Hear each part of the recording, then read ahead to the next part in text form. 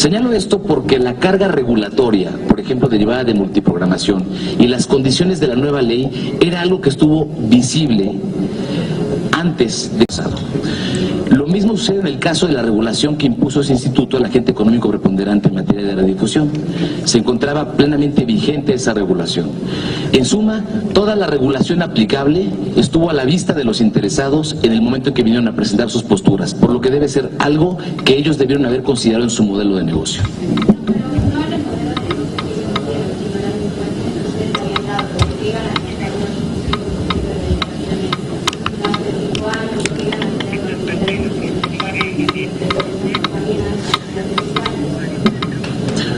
Hubo muchas estimaciones y muchos ejercicios que nos llevaron a fijar el valor mínimo de referencia en el monto en que se fijó. Eso no cambia con la carga regulatoria. Al final del día hubo un valor mínimo de referencia que era el piso mínimo con base en el cual se podía poner a disposición el espectro. El valor de mercado del espectro siempre se da al final del proceso licitatorio y no al principio. Es el caso. El valor del espectro se dio el día de hoy, no está dado por el piso fijado en el valor mínimo de referencia.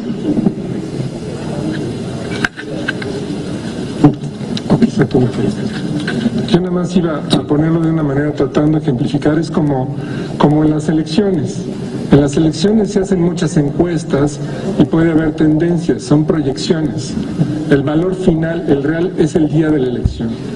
Hoy fue el día en que supimos cuál es el valor que el mercado les está dando a estas frecuencias y cómo se está viendo que la televisión es una industria con futuro, ¿no? que se compartirá con las telecomunicaciones bien en multiplataforma, ¿no? ¿Tú qué esperas?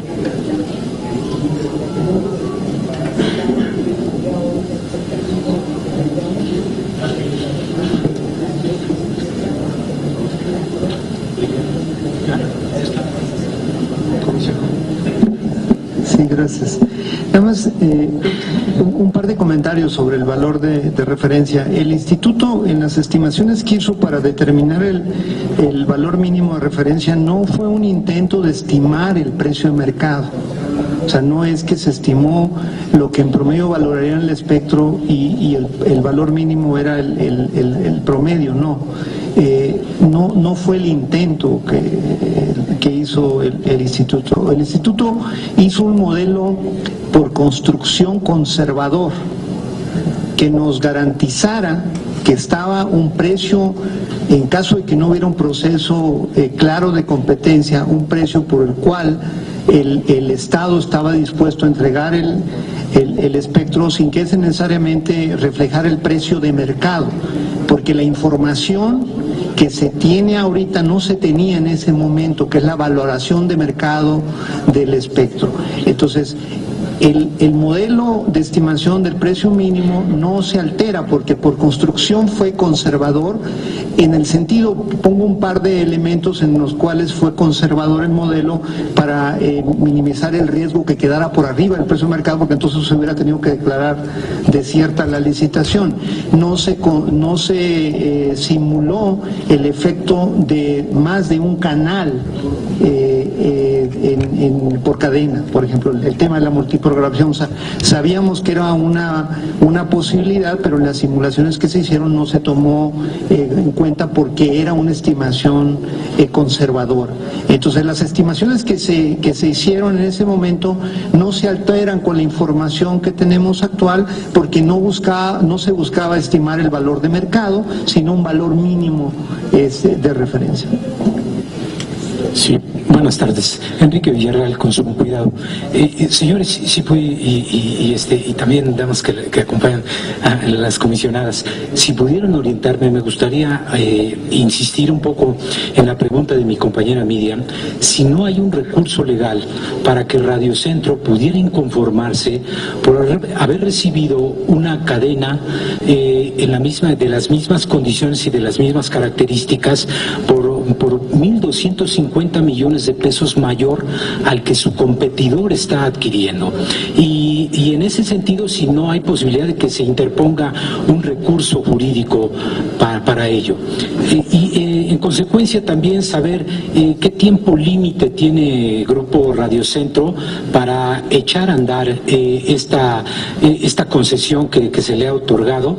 Y por último, también saber si estos dos nuevos concesionarios en este escenario de convergencia, su título les da derecho a participar también en mercados triple play, es decir, que les da derecho a ofrecer telefonía, internet, televisión,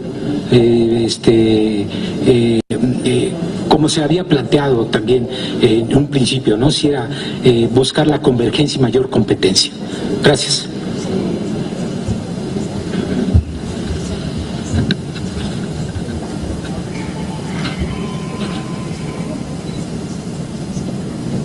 Muy buenas tardes.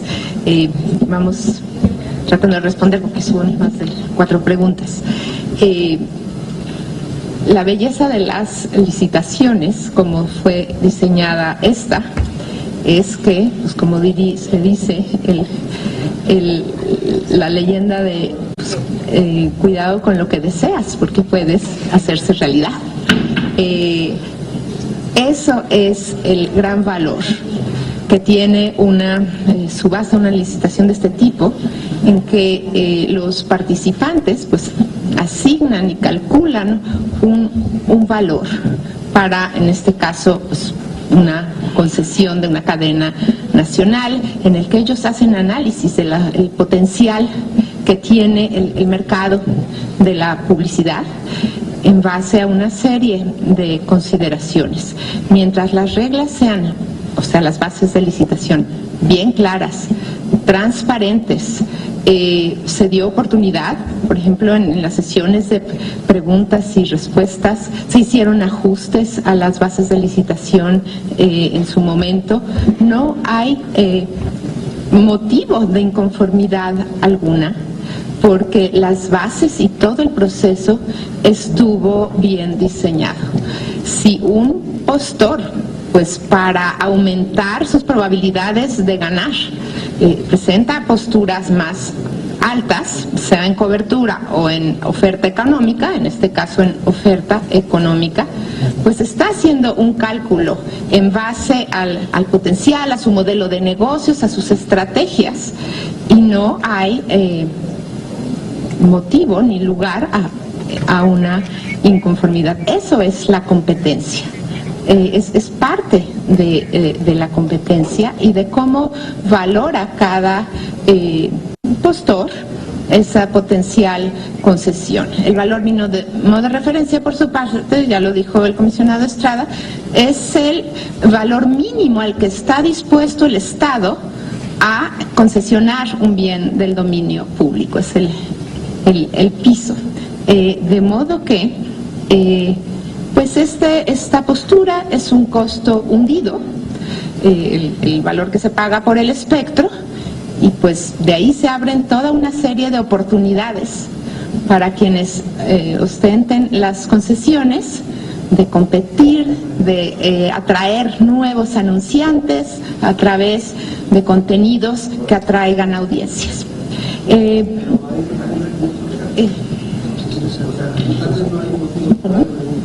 Sí, un momentito porque vamos, si me permite,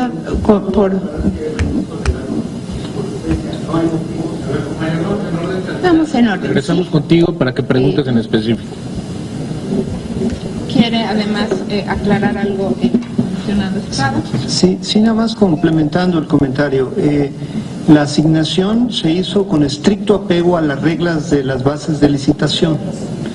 Y todos los participantes, un requisito de participación era que entregaran una carta donde estaban de acuerdo con esas reglas. Entonces, no es una sorpresa la forma en que se asignó, y la posibilidad de que pudiera haber diferencias relevantes entre un competidor y otro estaba presente desde antes, ¿no? Entonces, todos los participantes entregaron una carta de conformidad con las bases y se respetó estricto apego al texto que está publicado en las bases de licitación.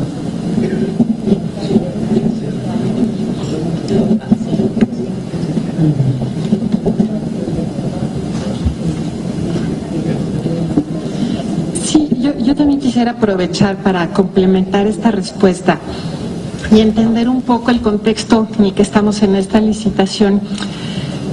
Esta licitación para el espectro necesario para establecer una cadena nacional de televisión es algo inusual. No es un tipo de proceso que tenemos frecuentemente en el que ya existan datos de resultados de licitaciones anteriores. Esto quiere decir que los participantes que entraron en la licitación pues tenían que hacer sus proyecciones de negocios con información de cada uno de ellos que no necesariamente coincide con el plan de negocios del otro participante. Y el que tengamos estas ofertas en la parte económica diferentes no es un resultado inusual en este tipo de licitaciones, porque no se está licitando el espectro para revenderlo. Se está licitando para que se utilice como uno de los elementos de un negocio en el que tienen que participar muchísimos otros factores. Esos factores no son idénticos entre los participantes y por eso el negocio para cada participante tiene un valor distinto. También hay que entender la estrategia de participación en la licitación de los diferentes grupos. A lo mejor hay grupos que son más adversos al riesgo y entonces estaban dispuestos a ofrecer una cantidad mayor para evitar la posibilidad de perder la asignación. Y eso corresponde a las estrategias de participación de cada uno de los grupos y por eso vemos estas posturas distintas, no nos debería extrañar. Así es como funcionan este tipo de licitaciones. Y pues, lo que sí deberíamos ver es que son dos posturas que nos están confirmando que el mercado, porque estos sí son valores de mercado, el mercado está valorando muy positivamente este negocio en los dos casos y están teniendo expectativas muy positivas del desarrollo del negocio y además con cobertura en todas las poblaciones donde se podía instalar, ¿no? Porque las dos ofertas involucran todas las frecuencias que era posible incluir en el negocio. Sí, me gustaría referirme a la otra pregunta, que es de los servicios adicionales. Como ustedes saben, esta licitación se enfocó a lo que es el servicio de televisión digital terrestre, y por lo tanto también incluye la posibilidad de multiprogramar en el mismo espectro. Hay que situarnos que estamos hablando de un canal de transmisión de 6 MHz y lógicamente lo que se puede hacer en este espectro pues está acotado precisamente por la cantidad disponible del mismo. Nuestro marco legal lógicamente contempla esa posibilidad de pedir otro servicio, sería un servicio adicional, pero bueno, eso tendríamos que verlo por otro camino, que es aquel que permite autorizar un servicio adicional.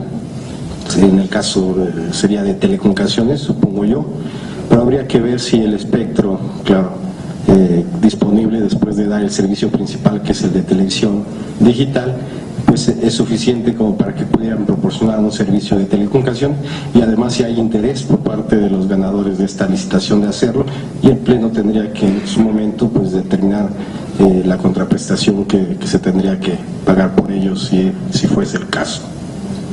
El marco legal no nos permite eso, pero bueno, primero tendríamos que ver si hay interés y después, bueno, si hay alguna forma, algún plan de negocios que permita, aparte de dar el servicio de radiodifusión de televisión digital terrestre, dar un servicio de telecomunicaciones con el mismo espectro. Te invitamos a seguir cuestionando la información con los siguientes videos.